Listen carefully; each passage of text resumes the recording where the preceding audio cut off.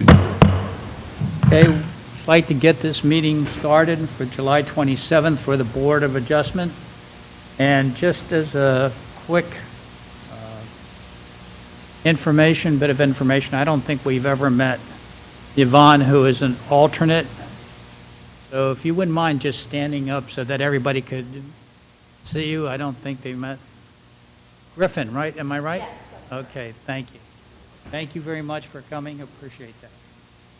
All right, first of all, again, thank you all for coming. And yes, ma'am. Can you hear me now? Yes. I'm impressed. Okay. Anyway, for those of you that don't recognize us, we're wearing these as special, items so that maybe it'll give you a test later on of who we were. But anyway, we are utilizing the coronavirus, all the rulings and stuff to make sure that everybody is safe in this area. Okay, first of all, I'd like to make sure we do a quick roll call. So if you don't mind, from the left side, if you would please introduce yourself. Mike McElroy. Earl Hartzog. David Reynolds. Regina Agee. And Richard Jevitt. All right. At this time, we have set aside for hearing of residents. I do not have any papers here. And I do believe that at one time you had said that you sent out information and that they were to send in letters or something like that, and they have not. So we will continue on with.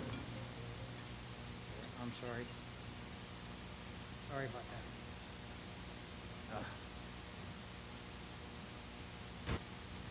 that. Okay, anyway, where were we? All right, so we'll go down to the next item, which is the consent agenda, the minutes for the October 28th, 2019 regular meeting. Those of you that kind of remember that time period when we were here, if you wouldn't mind taking a look at it. I believe it's on the system, if I'm not mistaken. Is that correct? Not up.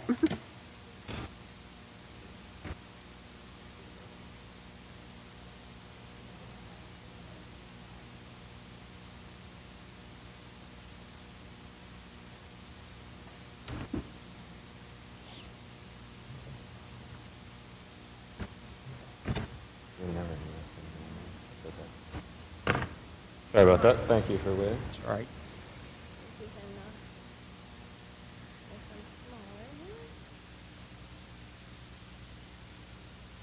Is it just 2 pages or is it a lot of pages? So it's 2 pages. So there's your first page. Is that good?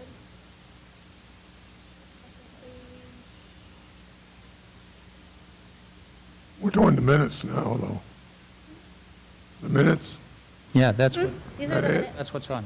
Oh, okay. I got something I recommend we change. Okay. Go up to the very top, the attendance. We have down our alternates as absent board members.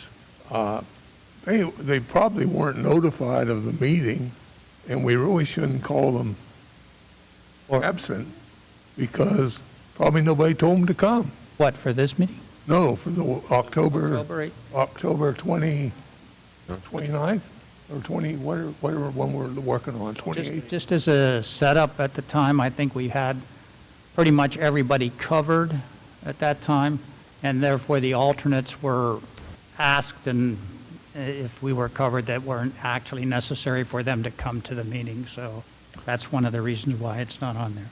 But Okay? In the future, I think we will probably do something like that, list it, just to make sure that we have notified them about the meeting, et cetera. Okay? Mr. Chairman, if we delete that word absent up there and just, So, Mr. Hartzog, I would almost tend to agree with you. So the way that you see this right here, this is part of that new agenda software that we purchased. So basically, if all of the board members are listed in a table, and basically you select if they were absent or present. So by not selecting that they were present, they get dumped to that list that they're absent, but technically they're alternates. So I could see how that is a little confusing, because they're not technically absent, they just weren't seated to vote. So we can make that change on these, and we can make that change moving forward for the BOA minutes. What would we like it to say? Yeah. I maybe not even put their names on it. Unless they're seated to act. Right, see their act, or if they're in the audience. Mm-hmm. And I don't know, do we want it? Or maybe specify alternates not present? Would that work? I really don't think that we need to even do that. The alternates, if they are within the audience, we could recognize them like we did now that they are here, but they Not aren't list really them. necessary for them to come for the meeting if we have a full. And Mr. Hartzog, correct me if I'm wrong, you don't want the negative connotation Right. for being absent on there. Because someday in the future, they might be running for an office, and here they were absent from meetings and everything. It would look unfavorable on them. Yeah, so we'll get that changed to denote that they're, I would say just leave them off completely unless they were seated, and then they would basically be put in the present, and whichever board member was absent would be listed as that absent list. Okay. That makes sense. I'd move to approve that. Make a motion to approve it? Yeah, I'd move to approve Mr. I'll second. Hartzog's, We suggestion. have a motion to approve and a second from Mr. Herzog. Any other comments? Okay, if there are none, can I hear a vote? Aye. Aye. Aye. Aye. Aye. Passes to accept. All right. Okay. Going on to the next item on the agenda.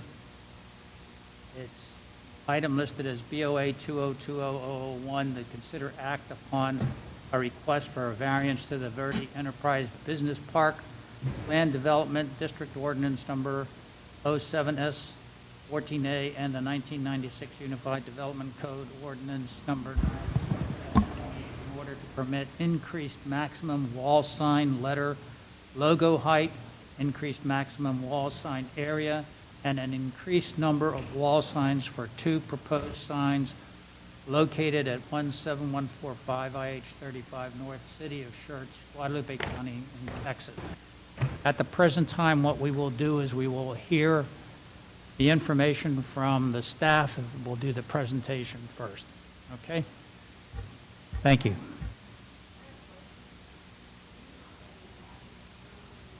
No. Emily, do you have a packet, a sample packet?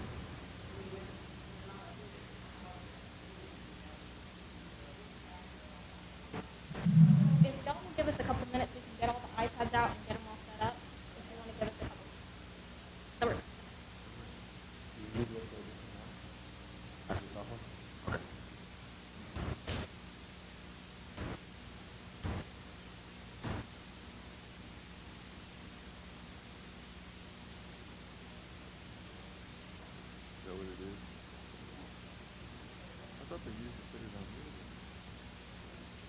Yeah.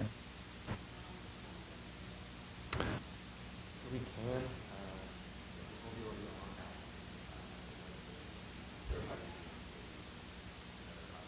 okay, we forget that. The other boards that we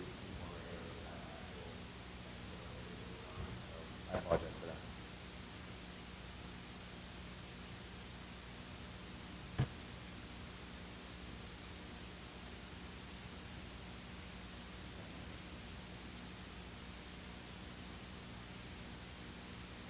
All right, so everybody can take a little rest for a minute, a little snooze.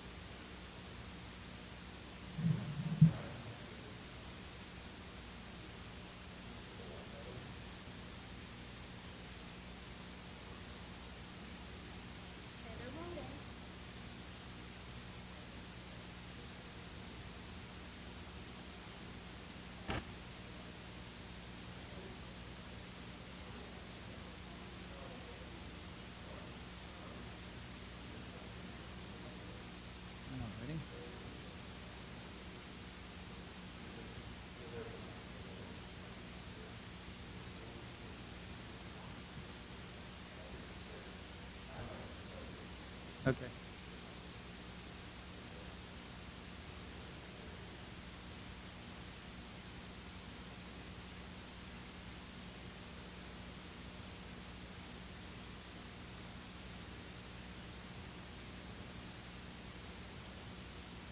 All right, there we go.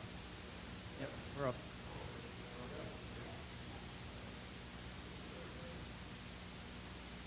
Yes.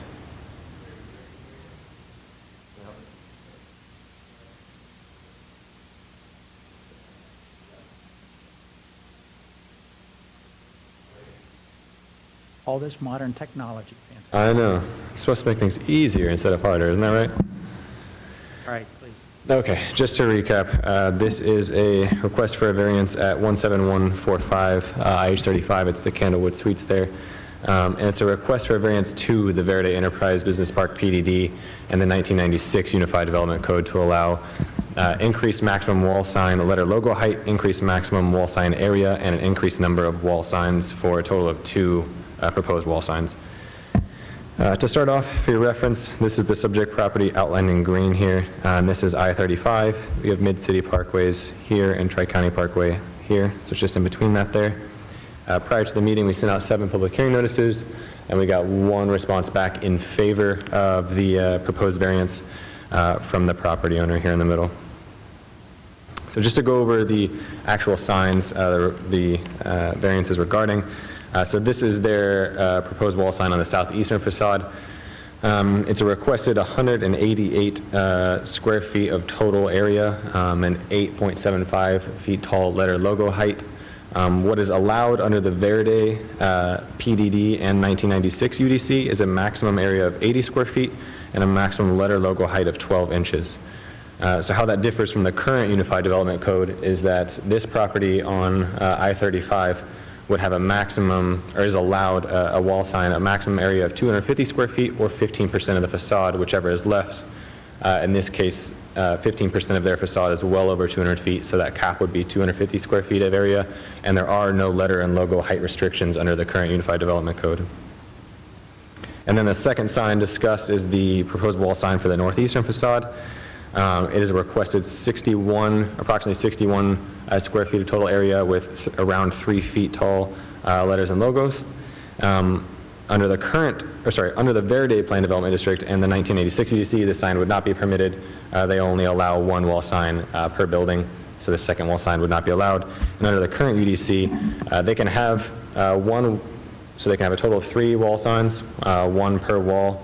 And then every sign in addition to the primary wall sign, which is the largest wall sign, they are allowed a maximum area of 75% of that primary wall sign. So given under the current sign package that the primary wall sign was, say, 188 square feet in this circumstance, then the max area for this sign would be 75% of that, or 141.5 square feet approximately.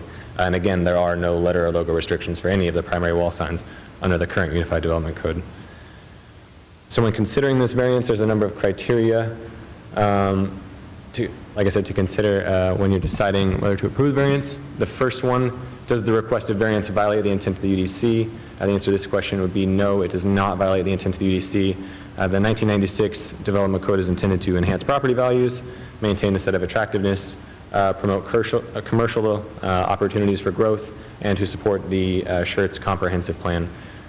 These proposed wall signs are scaled appropriately for a building on Interstate Highway 35, and they would be permitted under the current Unified Development Code regulations. The second criteria is, are there any special conditions unique to the subject property that are not applicable to other properties within the same zoning district? So in this case, within that Verde Enterprise Business Park Plan Development District. The answer to this question is no. There are no special circumstances for this property against the other properties within the same zoning district. They're all held to the same sort of sign standards, the section of those properties along 35. However, these sign standards outlined in the Plan Development District are more restrictive than the current standards we would have for any other property located on I-35. And then that third criteria that I'm going to have you all consider is, does the interpretation of the provisions in the UDC deprive the applicant of rights enjoyed by other properties within that same zoning district? So the base zoning district for this Plan Development District and for the subject property is General Business District. And the approval of this variance would allow the subject property, so the Candlewood Suites, to exercise the same rights allowed on any other general business zone property within the city that is on the same road classification. So any other property on IH35 or IH10 zone general business would be able to enjoy these rights. And so the requested variance does meet the intent of the Unified Development Code. And so therefore, staff is recommending approval of the requested variance because it does not violate the intent of the UDC. The proposed sign package would be allowed under the current regulations for general business districts, and the approval of this variance would be consistent with all prior requested variances for the Verde PDD, in which the proposed signs meet the current UDC regulations. For instance, one of the last meetings we had last year, Frostbank, and then before that, Staybridge Suites, very similar circumstances. And just while you are considering your action, I've brought up the 3 variances to consider, which is the allowance of increased maximum wall sign area, increased max wall sign letter logo height, and the allowance of an additional wall sign. You may consider all 3 of the aspects of this variance at once in one vote, or if you want to vote on them individually, you're more than welcome to single one of them out. Thank you. Thank you. All right, since this is a public hearing aspect, what I am going to do now is open this up for a public hearing, and anybody that is interested in addressing part of this issue, you are welcome to speak on it. Okay, the public hearing is now open, so if there's anybody here that would like to speak on it, please let me know. Okay, I don't see any volunteers coming up. All right, so at this point, we'll close the public hearing. Public hearing is closed, and now it is open for discussion among the board or questions of any kind. Anyone? No? We're going for 3 different signs? So two signs, there's 3 different variances, or aspects to the variance. So there's 3 different aspects of the 1996 UDC plus Verde Enterprise PDD standards that they would be requesting a variance to for 2 signs, if that makes sense. Okay. So you can motion to approve the requested variances all in one package, which these 3 signs, it'd be to approve these 2 signs shown exactly as they are. Right. So the 2 signs that there's a total of 3 different variances to the old requirements that this zoning district falls under. Sorry, it's still not clear? No, but if it's clear to everybody else, I'm with them. So. No, I want to make sure everyone, you understand it fully. So I guess another way, so there's 2 different signs. So we currently don't regulate letter or logo height. So that is one variance to the requirements they're currently held under that they're requesting. We regulate different maximum areas of wall signs than the current requirements that they're held under. So that's another variance to those old requirements that they're requesting, is to have larger signs. So larger letter and logo height, as well as larger signs total. And then an increased number of signs too, because the old requirements would only have one wall sign available per building. And so they're going to have 2, which would all meet the current requirements. So they're only asking for 2 signs. 2 signs, yes. Okay. I can go with that. Cool. Any other questions from anybody else? Okay, I hear a motion. Mr. Chairman, I'll move to approve Board of Adjustment 2020-001. Okay, a motion was made by Mr. McElroy to approve, I second. and a second from Ms. Agee to approve. You take a vote, left, right? Aye. Aye. Aye. Aye. 5 ayes. The motion passes, and it is accepted. Thank you all very much. I really appreciate it. We can go on to the next one where it says the announcements by members. Anything that you have, Frank, that you would like to, any announcements? Earl? Mr. Chairman, I do not. Oh, Earl? Yes, sir. Oh, I know what it is now. I know I have to tell you something because the Committee of Committees has not met since January, right? Right. And I don't know if any of the other departments are meeting or anything, but we don't have a handout or anything in our packet for it, so like we normally do. Just to let you know, Committee of Committees will be on an as-needed basis, and that'll Yeah. be set up. Okay. But I just let you know that it's there. All right, thank you.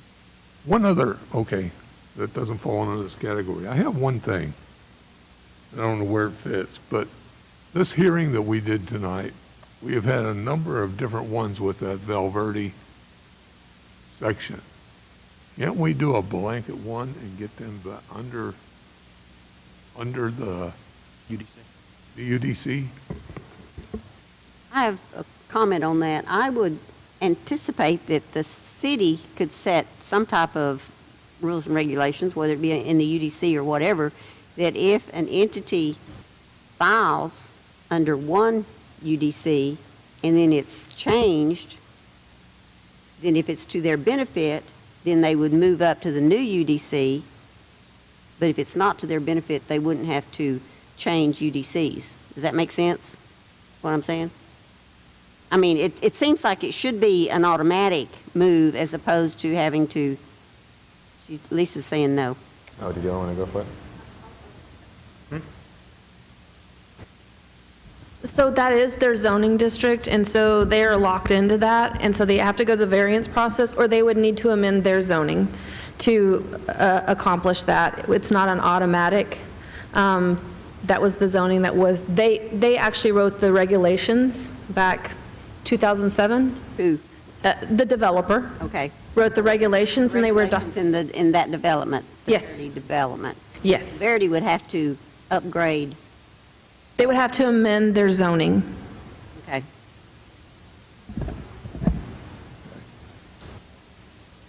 Anyone else? No? Oh, I'm sorry. All right. That kind of closes it. I just wanted to say thank you very much for the staff and everyone that was able to come here to this meeting under these circumstances. Thank you again, and hopefully next time when we come around here, you know, things will be a little bit different. It'll be a little bit easier. Be able to breathe a little bit better, too. Okay. Thank you all again, and this Board of Adjustment meeting is closed.